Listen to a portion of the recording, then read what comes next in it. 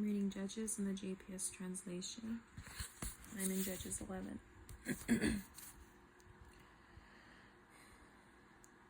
Jephthah the Gileadite was a warrior who was the son of a prostitute.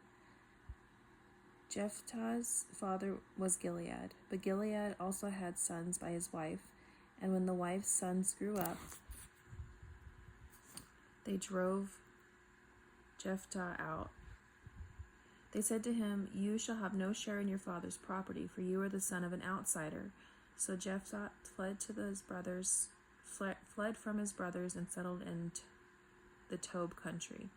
Men of low character gathered about Jephthah and went out raiding with him. Sometime later, the Ammonites went to war against Israel. And when the Ammonites tracked Israel, the elders of Gilead went to bring Jephthah back from the Tob country. They said to Jephthah, "Come be our chief so that we can fight the Ammonites." Jephthah replied to the elders of Gilead, "You are the very people who rejected me and drove me out of my father's house. How can I come back now when you are in trouble?" The elders of Gilead said to Jephthah, "Honestly, we have now turned back to you. If you come with us and fight the Ammonites, you shall be our commander over the inhabitants of Gilead." Jephthah said to the elders of Gilead, "Very well. If you bring me back to fight the Ammonites and the Lord delivers them to me, I am to be your commander." And the elders of Gilead answered Jephthah, "The Lord himself shall be a witness between us. We will do just as you have said." Jephthah went to the elders of Gilead, and the people made him their commander-in-chief. And Jephthah repeated all the terms before the Lord at Mizpah. Jephthah then sent messengers to the king of the Ammonites, saying, "What have you against me that you have come to make war on my country?"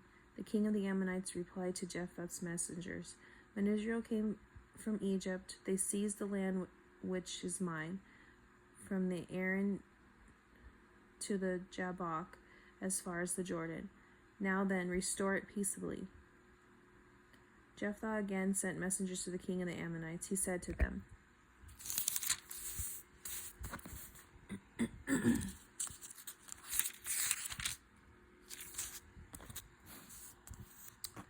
"Thus said Jephthah, Israel did not seize the land of Moab and the land of the Ammonites. When they left Egypt, Israel traveled through the wilderness to the Sea of Reeds and went to Kadesh. Israel then sent messengers to the king of Edom, saying, "Allow us to cross your country." But the king of Edom would not consent. They also sent a mission to the king of Moab, and he refused. So Israel, after staying at Kadesh, traveled on through the wilderness, skirting the lands of Edom and the land of Moab. They kept to the east of the land of Moab until they encamped on the side of the Arnon. Since Moab ends at the Arnon, they never entered Moabite territory. Then Israel sent messengers to Sihon, king of the Ammonites, the king of Heshbon. Israel said to him, "Allow us to cross your country to our homeland." But Sihon would not trust Israel to pass through the territory. Sihon mustered all its troops, and they encamped at Jahaz. He engaged Israel in battle, but the Lord, the God of Israel, delivered Sihon and his troops into Israel's hands, and they defeated them. And Israel took possession of all the land of the Amorites and inhabited the land. Thus they possessed all the territory of the Amorites from Arnon to Jabbok to the wilderness of Jordan. Now then, the Lord, the God of Israel, disposed of Amorites before his people Israel.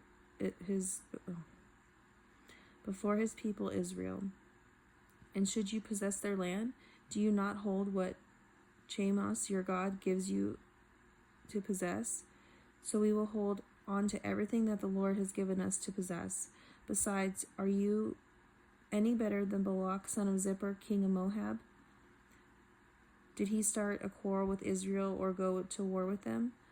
While Israel has been inhabiting Heshbon and its dependencies, and Aroer and its dependencies, and all the towns along the Aran for 300 years, why have you not tried to recover them all this time?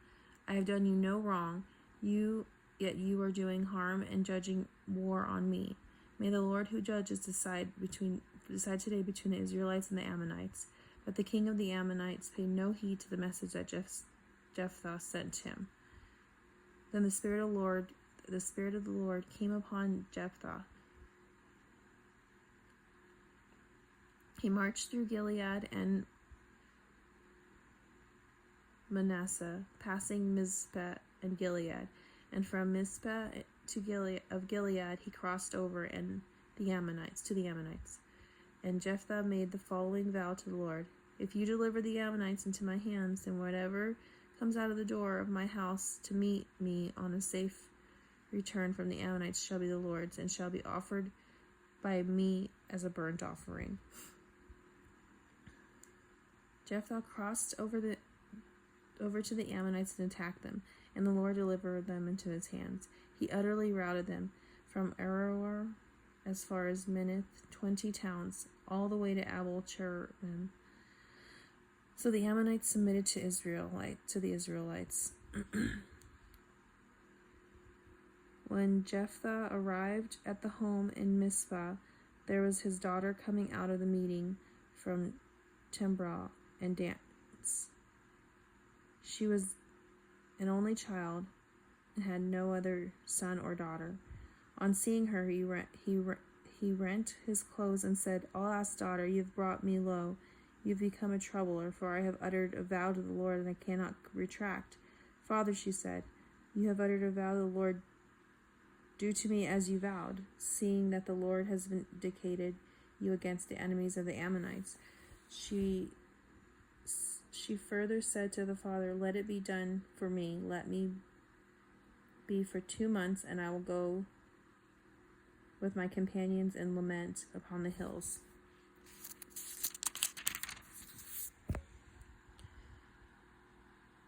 And there bewailed my maidenhood. Go, he replied. He let her go for 2 months, and she and her companions went and bewailed her maidenhood upon the hills. After 2 months' time she returned to her father, and he did to her as he had vowed.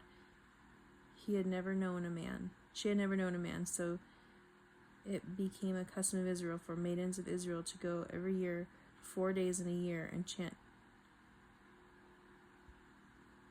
dirges for the daughter of Jephthah and Gileadite.